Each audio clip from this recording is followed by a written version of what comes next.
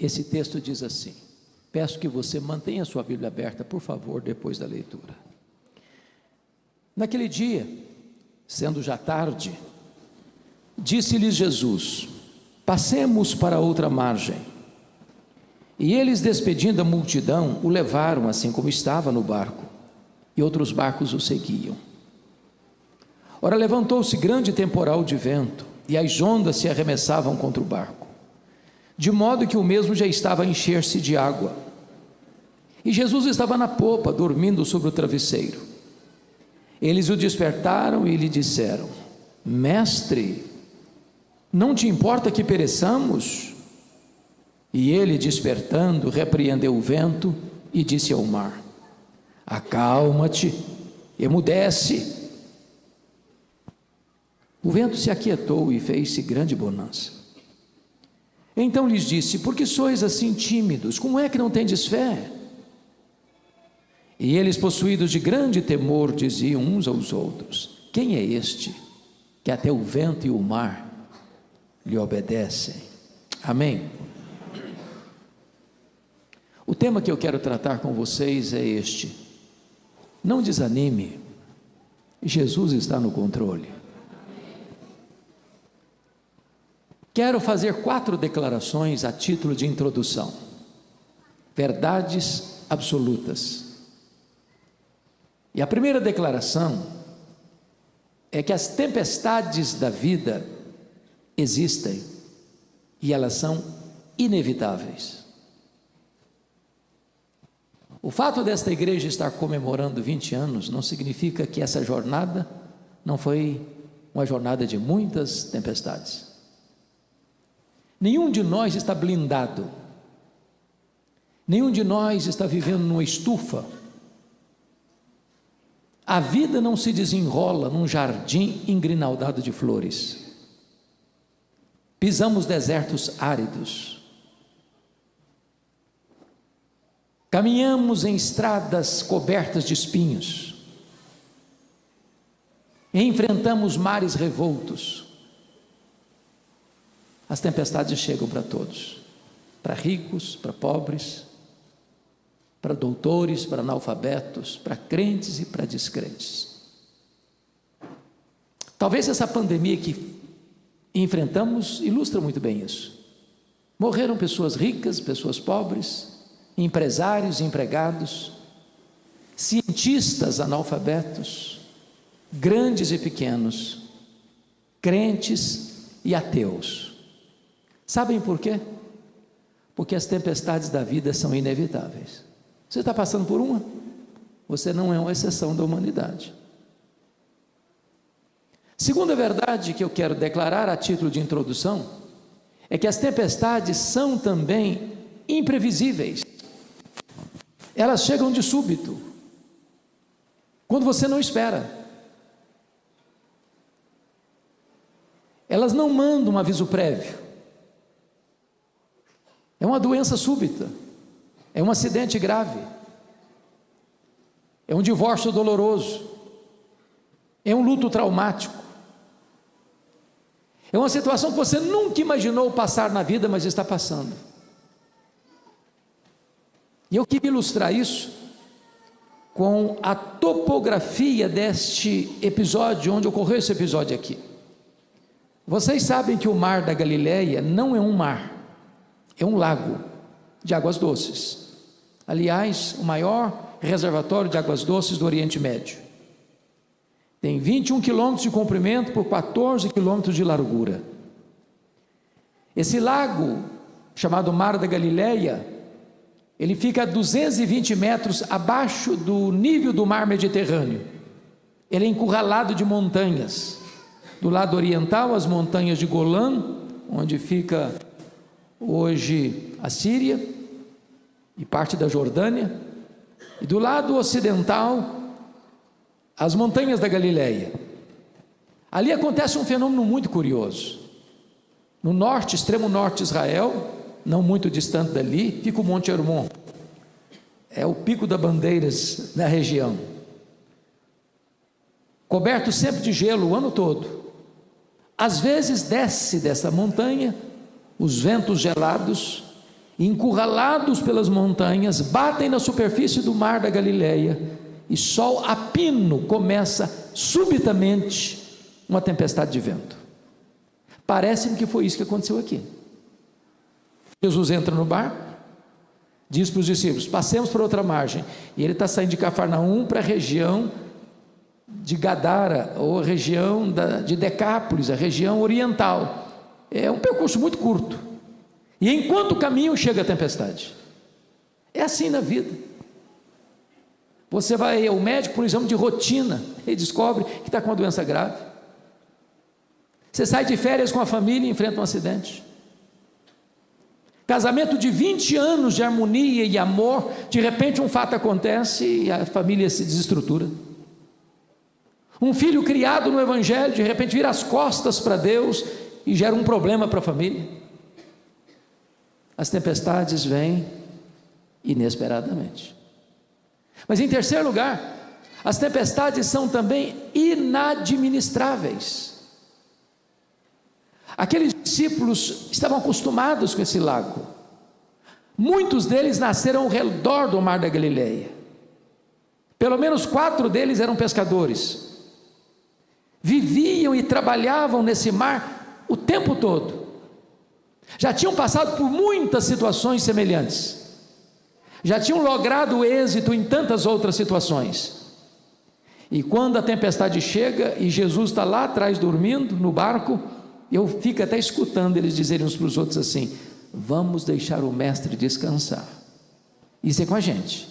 Nós temos conhecimento, nós temos experiência, e eles tentam, mas não conseguem. Aquilo que é comum fica estranho, aquilo que é doméstico vira um monstro. Aquilo que você resolvia com tanta facilidade, agora você não consegue resolver mais, porque são assim as tempestades da vida. O controle não está na sua mão, o barco não obedece mais o seu comando. Você quer ir para a direita, o barco vai para a esquerda. Você quer avançar e o barco dá marcha ré. É assim na vida, tantas vezes. Mas, finalmente, em quarto lugar, e é uma palavra consoladora, as tempestades da vida são pedagógicas. Sabe o que significa isso? Eu posso ser pego de surpresa, Deus jamais. Você e eu cremos que Deus é soberano, e se Deus é soberano, nada pega Deus de surpresa. Não há sequer um fio de cabelo da sua cabeça que pode ser tocado sem que Deus saiba, sem que Deus permita, sem que Deus tenha um propósito. As tempestades da vida não vêm para destruir você, vêm para tonificar as musculaturas da sua alma. Não vem para levar você ao naufrágio, vem para fortalecer a sua fé. Dito isto, à guisa de introdução, vamos olhar o texto comigo agora. O contexto desta passagem revela para nós que Jesus tinha passado todo aquele dia ensinando as parábolas do reino. Se você já pregou, já deu aulas um dia inteiro, no final do dia você está exausto, cansado. Então Jesus entra no barco e diz para os discípulos assim: passemos para outra margem. E ele vai lá para trás do barco, pega um travesseiro, deita e dorme. Ele era perfeitamente homem. Enquanto ele deita e dorme, vem a tempestade. E os discípulos estão lá tentando resolver o problema. E o mar ficando mais furioso. E as ondas chicoteando o barco frágil. O barco rodopia no meio do mar. Vai se enchendo d'água. A morte vai mostrando para eles a sua carranca. Eles não sabem mais o que fazer. Quando a situação está fora do controle deles, eles recorrem a Jesus com uma pergunta em tom de censura: mestre, não te importa que pereçamos? E diz o texto que Jesus se desperta, repreende o vento, repreende o mar e diz: acalma, emudece. E o mar se aquieta, e o vento se encolhe, e é uma grande bonança. Então Jesus agora pergunta para eles: por que sois assim tímidos? Como é que não tendes fé? Por que vocês estão com medo? E os discípulos, então, tomados de grande temor e reverência, perguntam uns para os outros assim: mas quem é este que até o vento e o mar lhe obedecem? Se vocês perceberam comigo, essa narrativa bíblica está regida por 3 perguntas. A primeira pergunta está no verso 38, é a pergunta dos discípulos a Jesus: Mestre, não te importa que pereçamos? A segunda pergunta está no verso 40, é a pergunta de Jesus aos discípulos: por que sois assim tímidos? Como é que não tendes fé? E a terceira pergunta é no verso 41, entre os discípulos: quem é este que até o vento e o mar lhe obedecem? Se o texto está regido por essas 3 perguntas, é sobre elas que vamos conversar a partir de agora. Então vamos ver a pergunta do verso 38, que é a pergunta dos discípulos a Jesus, e esta é a sua pergunta, esta é a minha pergunta. Nas noites mais escuras da alma, nas horas mais difíceis da vida, nos vales mais profundos da dor, quando os nossos recursos acabam, quando você não sabe mais o que fazer, quando você chegou no seu limite, quando parece que a morte é a única saída que você tem, é quando a dor pulsa e lateja no seu coração. Notem que nessa hora eles recorrem a Jesus não apenas com uma pergunta, mas com uma censura: Mestre, não te importas que pereçamos? Em outras palavras, não estás vendo o perigo? Não vais fazer nada? Não vais nos socorrer? Vais continuar dormindo? A grande pergunta é: por que esses discípulos estão fazendo esta pergunta para Jesus em tom de censura? O que é que não está bem resolvido na cabeça deles? Primeiro, o que não está bem resolvido na cabeça deles é a ordem expressa de Jesus: passemos para outra margem, e a tempestade que estão enfrentando.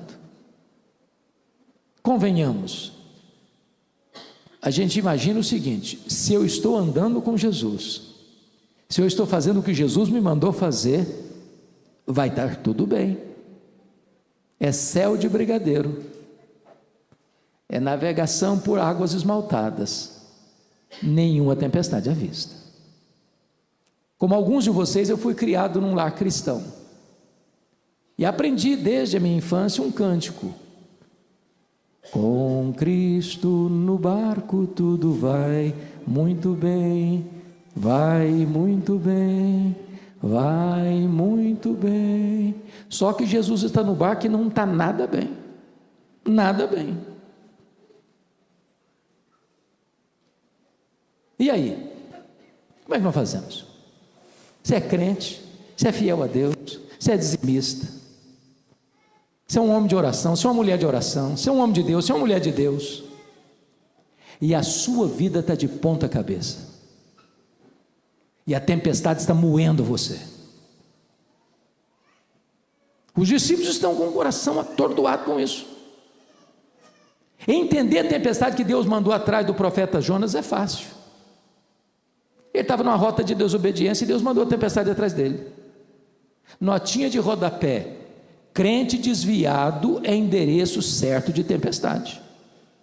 Jesus vai mandar a tempestade atrás de você, não para destruir você, para trazer você de volta. Agora, como você vai entender que você está andando com Deus e está enfrentando tempestade? Esse era o problema deles. Mas eles estão enfrentando um segundo dilema para fazer essa pergunta.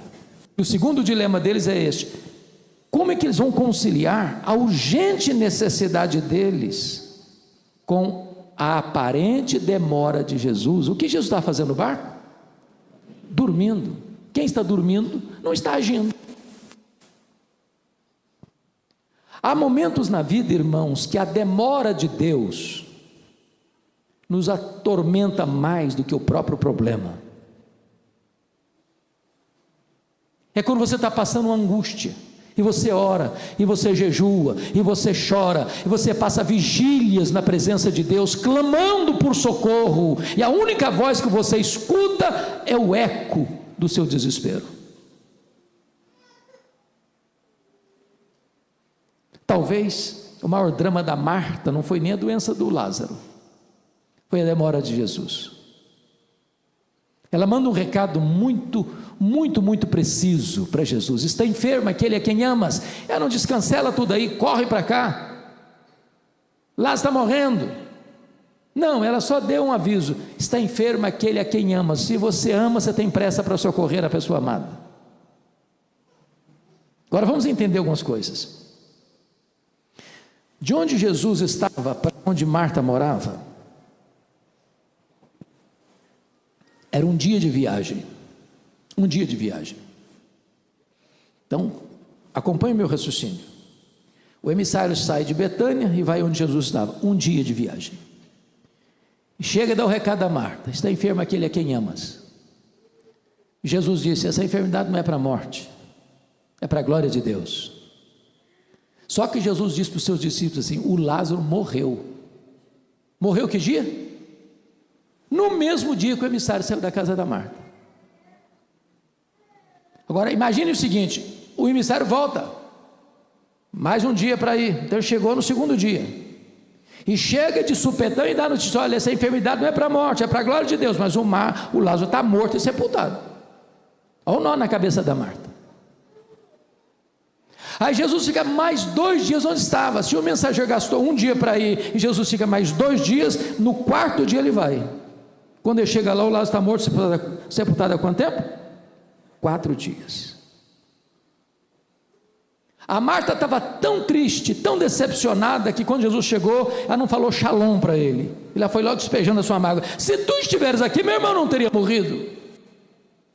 Agora é tarde, agora não adianta mais. Conjugou o verbo no passado. Jesus: não, Marta, o teu irmão há de ressurgir. Ela disse: eu sei, eu sou crente, vai ressuscitar no último dia. Conjugou o verbo no futuro. Aí Jesus: não, Marta, eu não fui, eu não serei, eu sou a ressurreição e a vida. Eu não estou chegando atrasado. O tempo de Deus não é o nosso tempo, o relógio de Deus não é o nosso cronos. Por que Jesus esperou até o 4º dia? Porque havia uma crença entre os rabinos judaicos, que até o 3º dia, um morto podia ser ressuscitado, e Deus usando um ser humano para ser o agente desse milagre, como usara outrora Elias, como outrora usara Eliseu, como mais tarde o Senhor usou Paulo e Pedro. Mas a crença deles é que a partir do 4º dia, só o próprio Deus em pessoa podia fazer esse milagre. Jesus espera até o 4º dia, para que a nação de Israel se rendesse a um fato: ele não era apenas um grande homem entre os homens, ele era o próprio Deus entre os homens. O Senhor não chega atrasado, o tempo de Deus não é o nosso, ele sempre vai chegar na hora certa, e se parece que está demorando, é porque está trabalhando e preparando algo maior e melhor para a sua vida. Mas agora diz o texto, que Jesus se desperta, e diz a Bíblia que ele repreende o vento, como se o vento fosse uma personalidade. Ele repreende o mar, como se o mar fosse uma pessoa. Acalma, emudece, e o vento se encolhe, o mar recua. Sabe por quê, irmãos? O universo inteiro escuta a voz de Jesus. A Bíblia diz que a voz dele é poderosa, a voz dele despede chamas de fogo, a voz dele faz tremer o deserto, a voz dele despedaça os cedros do Líbano, a voz dele pode calar fundo na sua alma nesta noite, a voz dele encontra ouvidos em todo o universo. Ele dá uma ordem, o sol para, ele dá uma ordem, as estrelas aparecem, ele dá uma ordem e a Bíblia diz que uma mula profetiza, ele dá uma ordem, um verme corta uma planta, ele dá uma ordem, os demônios têm que bater em retirada, ele dá uma ordem, os anjos saem para obedecer a sua voz, a sua voz é poderosa, e Ele está aqui nesta noite. Agora é Jesus quem pergunta para os discípulos, no versículo 40, e ele pergunta assim: por que vocês estão com medo? Como é que vocês não têm fé? Agora só um pouquinho, transporte-se para o mesmo local, para o mesmo tempo, para as mesmas circunstâncias. Se você estivesse lá, você estaria com medo? Irmãos amados, eu só fiz um cruzeiro grande, navio grande na vida. Eu fiz vários cruzeiros, navios pequenos, mas em cruzeiro grande eu só fiz um. Saiu de Santos para as praias do interior do Rio de Janeiro, e eu prometi para mim, pastor, nunca mais fazer outro cruzeiro na vida. Foi horrível, foi traumático, ondas de 5 metros, todo mundo no navio ficou naseado, todo mundo. Era um congresso a bordo, as pessoas iam sair para jantar e saíam cambaleando pelos corredores, não chegavam no restaurante e voltavam vomitando pelo corredor. Era um desespero. No dia que nós saímos para retornar, sabendo eu que tinha 8 horas pela frente, eu já não suportava o enjoo. Na saída, na partida, eu fiz uma oração para Deus: oh meu Deus, ou eu durmo ou eu morro, eu não aguento isso. Agora já imaginou um barquinho pequenininho, de noite, o barquinho sendo moído pelas ondas, sovado de um lado para o outro, o barco se enchendo d'água, os discípulos apavorados, porque a morte está mostrando presa a sua carranca, e Jesus pergunta assim: por que vocês estão com medo? Como é que vocês não têm fé? A grande pergunta é: por que aqueles discípulos deviam ter fé e não medo? E eu vou lhes dar 4 razões. Primeiro, eles deviam ter fé e não medo por causa da promessa de Jesus do verso 35: passemos para outra margem. Se Jesus disse passemos para outra margem, qual era o destino deles? A outra margem. Então, eu vou fazer uma declaração aqui agora. Se vocês esquecerem todo o sermão, mas lembrarem desta declaração, já me dou por satisfeito nesta noite. E a declaração é esta: promessa de Deus e realidade são a mesma coisa. Se Deus prometeu, Ele é fiel para cumprir. Deus é o avalista da sua própria palavra. Nenhuma das promessas de Deus cai por terra. Em todas as promessas de Deus nós temos o sim e nós temos o amém. Então você não tem que duvidar, você tem que crer. Você não tem que ter medo, você tem que crer. Agora é preciso conhecer as promessas de Deus. Então comece a ler a sua Bíblia, comece a estudar a sua Bíblia, comece a examinar as Escrituras e começa a extrair como néctar para a sua alma as deliciosas promessas de Deus. Segundo lugar, por que deviam ter fé e não medo? Eles deviam ter fé e não medo, em segundo lugar, por causa da presença de Jesus. Jesus estava onde? Dentro do barco. E quem é Jesus? É o Criador do vento, é o Criador do mar, é o Criador da terra, é o Criador do céu, é o Criador do universo. Em outras palavras, a criatura não pode vencer o Criador. Agora entendamos uma coisa. Eu disse no começo que Jesus estava no barco e não estava nada bem. Quando Jesus está no barco, pode ter tempestade? Pode. Irmãos, crente não tem uma vida sem problemas, não. Jesus nunca prometeu isso para você e para mim. No mundo tereis aflições.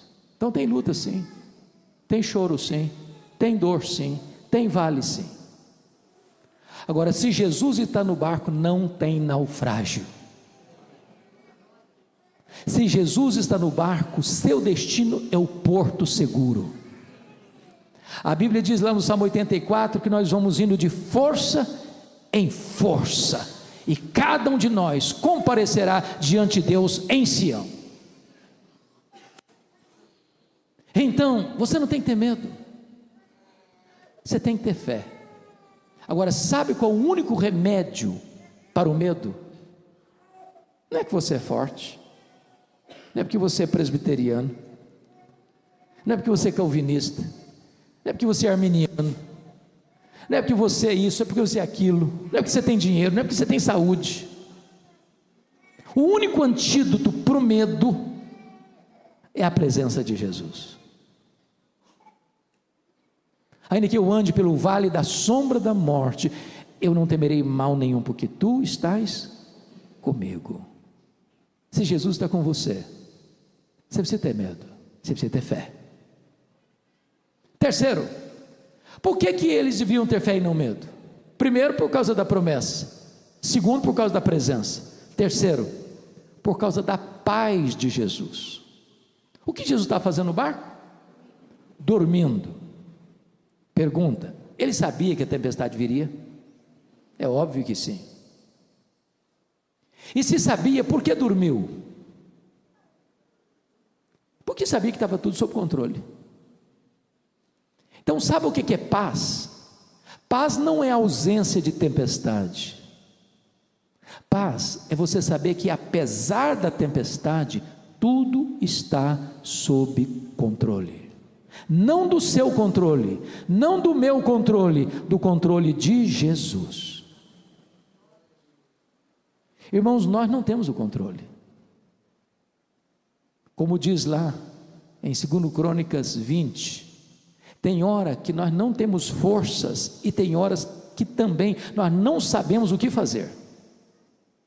Mas quando nós não temos forças e não sabemos o que fazer, os nossos olhos podem estar em Deus. E quando os nossos olhos estão em Deus, e quando você experimenta a paz de Deus, então as vitórias chegam, as batalhas são vencidas, a morte é derrotada, o diabo é vencido, e a vitória começa a raiar na nossa história e na nossa vida. Por que eles deviam ter fé e não medo? Em primeiro lugar, por causa da promessa. Em segundo lugar, por causa da presença. Em terceiro lugar, por causa da paz de Jesus. Quarto lugar, por causa do poder de Jesus.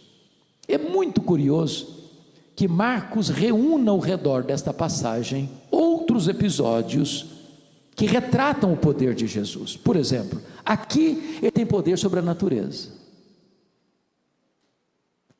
Vemos terremotos, maremotos, tsunamis, vulcões, furacões. Os estudiosos dizem que a natureza está em fúria. Mas se você ler o livro de Apocalipse e começar a observar as trombetas de Deus, que são os juízos parciais de Deus a um mundo perverso, você vai ver que quando essas trombetas tocam, elas atingem o mar, elas atingem os rios, elas atingem a terra, elas atingem os astros, elas atingem os homens. A natureza não age independente do Criador, a natureza está sob o controle do Criador. A natureza é uma voz do Criador, é um outdoor do Criador, é uma trombeta do Criador. A natureza está chamando os homens ao arrependimento enquanto é tempo, e Ele tem o controle da natureza. Ele manda no sol, Ele manda nas estrelas, Ele manda no vento, Ele manda no mar, Ele manda na terra, Ele manda no céu, Ele manda nos anjos, Ele manda nos demônios, Ele manda em você, Ele manda em mim. Ele é o soberano do universo, e Ele tem as rédeas do universo em suas poderosas mãos. Mas, diz o texto, que eles desembarcam do outro lado, do lado oriental do lago, numa região gentílica, que a Bíblia chama de Decápolis. A palavra Decápolis é uma palavra grega que significa 10 cidades. Gadara era uma dessas cidades, e é um despenhadeiro. Você chega lá e olha para as montanhas de Golã, é um despenhadeiro, e nesse despenhadeiro tinha um cemitério, E tudo que você não espera ver de noite dentro de um cemitério é gente viva. Pois lá tinha um homem vivo, nu, violento, ferindo-se com pedras, gritando de noite e de dia, possesso de 6.000 demônios, uma legião. Legião é uma corporação romana de 6.000 soldados, a mais temida máquina de guerra e destruição do Império Romano. Dentro de um único homem tinha demônios suficientes para matarem 2.000 porcos. E Jesus, depois de uma tempestade de noite, faz essa viagem para essa região com um único propósito: libertar um homem foragido da lei. Botava a algema nele, ele quebrava as algemas. Um homem enjeitado da família, um homem enjeitado da sociedade, um pária humana, que não tinha mais espaço entre os vivos, morava entre os mortos. E eu quero dizer para vocês que não tem lata de lixo no reino de Deus, não tem vida irrecuperável para Deus, não tem pecado que Deus não possa perdoar, não tem culpa tão grave que o sangue do Cordeiro não possa resolver. O Senhor Jesus vai ao encontro desse homem para curá-lo, para libertá-lo, para salvá-lo e para enviá-lo como missionário à sua terra. Sabe por quê? Porque Jesus tem poder sobre a natureza e Jesus tem poder sobre os demônios. Jesus manda no céu, Jesus manda na terra, Jesus manda no inferno. Quem tem as chaves da morte e do inferno não é o diabo, é o Senhor Jesus Cristo.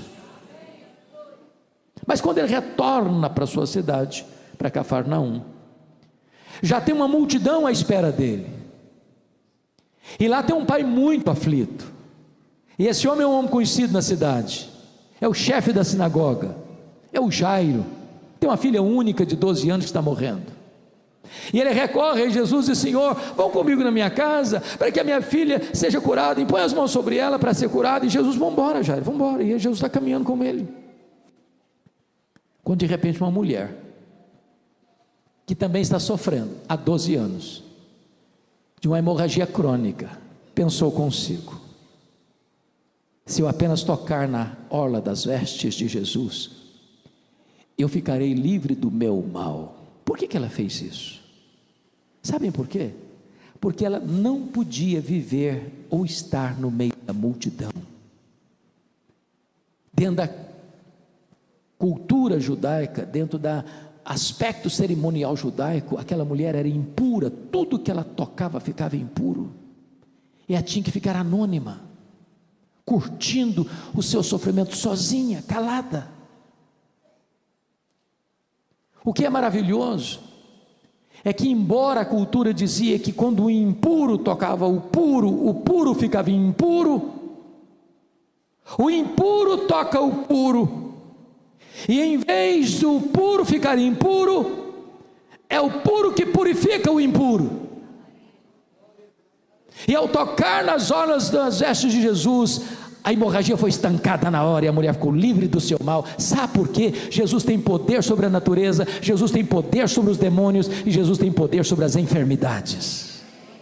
A última palavra não é da medicina, a última palavra é do Senhor Jesus Cristo. Enquanto Jesus está atendendo aquela mulher, chega o emissário da casa de Jairo e diz assim: não incomodes mais o mestre, a tua filha acabou de morrer. Eu acho que o mundo desabou na cabeça do Jairo. E Jesus olhou para ele com compaixão e disse: ô Jairo, fica com medo não, crê somente. E quando Jesus chega naquela casa, lá estavam as carpideiras, lá estava o coral da morte, lá estava a sinfonia do gemido, lá estava a orquestra do choro, e de repente entra o solo da ressurreição, e Jesus entra no quarto e bota a mão na menina morta e diz: Talita cumi, menina, eu te ordeno, levanta-te. E a morte solta as garras dela, e a menina ressuscita. Sabe por quê? Jesus tem poder sobre a natureza, Jesus tem poder sobre os demônios, Jesus tem poder sobre as enfermidades, e Jesus tem poder sobre a morte. Ele entrou nas entranhas da morte, arrancou o aguilhão da morte, matou a morte e ressuscitou, inaugurando a imortalidade. Ele é a ressurreição e a vida, e aquele que vive e crê nele não morrerá eternamente. Louvado seja o seu nome. Mas agora, irmãos, vem a última pergunta do texto, verso 41. Se a primeira pergunta é a pergunta dos discípulos a Jesus, se a segunda pergunta é a pergunta de Jesus aos discípulos, a terceira pergunta é a pergunta entre os discípulos. E a pergunta é esta: quem é este, que até o vento e o mar lhe obedecem? E essa é uma pergunta emblemática, que toda a Bíblia responde. Quem é este?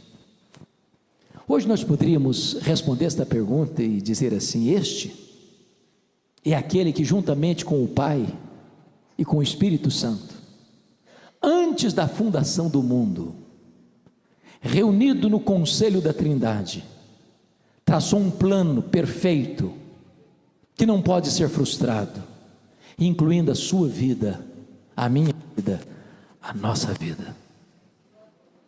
Quem é este?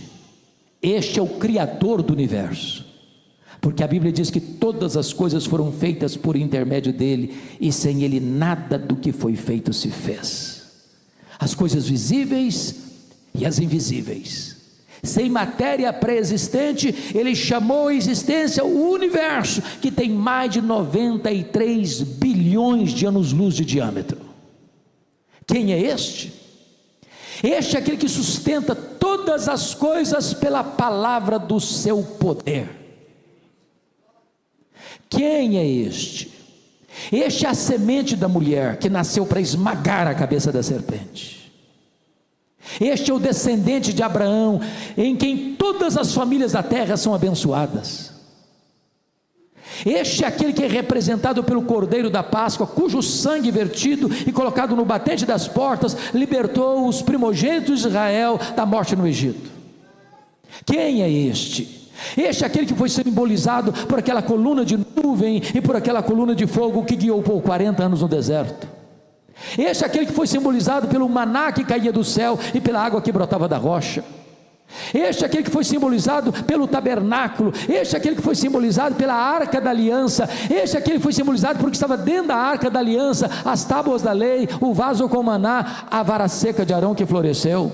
Este é aquele que foi simbolizado pelo templo de Israel. Este é aquele que foi simbolizado pelas festas de Israel. Este é aquele que foi simbolizado pelos sacrifícios realizados no templo. Este é aquele que foi simbolizado pelo sábado. Tudo era sombra dele. Ele é a realidade. Quem é este? Este é o maravilhoso conselheiro, este é o Deus forte, este é o Pai da eternidade, este é o príncipe da paz. Quem é este? Este é o sol da justiça e a brilhante estrela da manhã.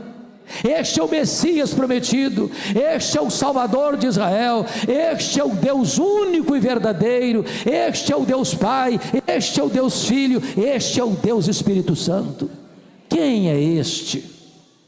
Este é aquele que na plenitude dos tempos nasceu de mulher, nasceu sob a lei para ser o nosso Redentor. O Verbo se fez carne e habitou entre nós, cheio de graça e de verdade, e vimos a sua glória, glória como do unigênito do Pai. Quem é este? Ora, este é aquele que andou por toda parte, fazendo bem e libertando os oprimidos do diabo. Os cegos viram, os surdos ouviram, os mudos falaram, os coxos andaram, os leprosos foram purificados, os mortos ressuscitaram. Quem é este? Este é o grande eu sou, este é o pão da vida, este é a luz do mundo, este é a porta das ovelhas, este é o bom pastor, este é a ressurreição e a vida, este é o caminho e a verdade e a vida, este é a videira verdadeira. Quem é este? Este é o Cordeiro de Deus que tira o pecado do mundo, o Cordeiro que foi morto, mas está vivo pelos séculos dos séculos e tem as chaves da morte e do inferno. Quem é este? Este é o fundamento da igreja, este é o dono da igreja, este é o edificador da igreja, este é o protetor da igreja. Quem é este? Este é a raiz de Davi, o leão da tribo de Judá. Este é o primeiro e o último, o alfa e o ômega. Este é o rei dos reis, este é o senhor dos senhores. Quem é este? Este é aquele que por amor de nós não julgou como usurpação ser igual a Deus, mas a si mesmo se esvaziou, assumindo a forma de servo, humilhou-se até a morte, e morte de cruz, pelo que também o Pai o exaltou sobremaneira, e lhe deu o nome que está acima de todo nome, para que ao nome de Jesus se dobre todo o joelho, nos céus, na terra e debaixo da terra, e toda língua confesse que Jesus Cristo é Senhor, para a glória de Deus Pai. Quem é este? Este é aquele que por amor de nós chorou e sangrou no Getsemane. Este é aquele que sozinho bebeu o cálice amargo da ira de Deus que devia cair sobre a nossa cabeça. Este é aquele que foi cuspido e esbordoado no sinédrio judaico. Este é aquele que foi vilipendiado e espancado no pretório romano.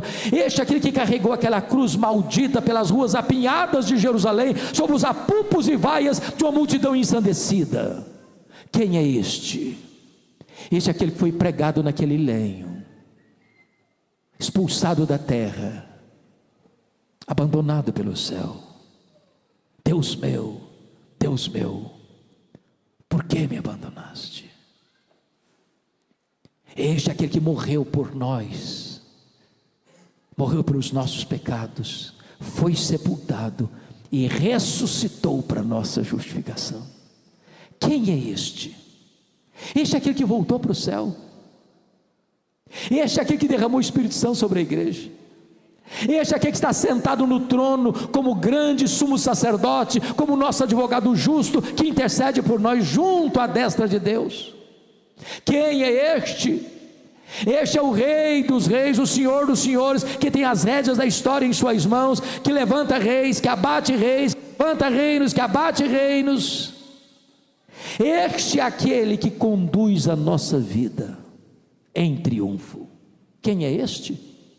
Este é aquele que vai voltar pessoalmente, visivelmente, audivelmente, repentinamente, inesperadamente, inescapavelmente, gloriosamente, vitoriosamente, para buscar a sua noiva, a sua igreja. Quem é este? Este é o juiz de vivos e de mortos, que vai assentar-se no trono e vai julgar as nações, e vai dizer aos que estiverem à sua esquerda: apartai-vos de mim, malditos, preparados para o fogo eterno, preparados para o diabo, para o fogo eterno, preparados para o diabo e seus anjos. Mas ele vai dizer aos que estiverem à sua direita: vinde, benditos de meu Pai, entrem na posse do reino que vos está preparado desde a fundação do mundo. Quem é este? Este é aquele que vai enxugar dos nossos olhos toda lágrima. Este é aquele que vai tirar toda a dor da nossa história. Este é aquele com quem você e eu reinaremos para sempre e sempre. Este é aquele a quem serviremos por toda a eternidade. Este é a nossa alegria, este é a nossa paz, este é a nossa justiça, este é a nossa herança, este é a nossa recompensa, este é a razão da nossa vida, este é o motivo dessa igreja existir, este é o conteúdo da pregação desta igreja, este a quem adoramos, este a quem servimos, este a quem tributamos toda a honra, toda a glória e todo o louvor, hoje e eternamente. Este é o nosso glorioso Redentor. Este é o amado da nossa alma, que diz para você: você não precisa ter medo, você precisa ter fé. Que Ele nos abençoe, em nome de Jesus.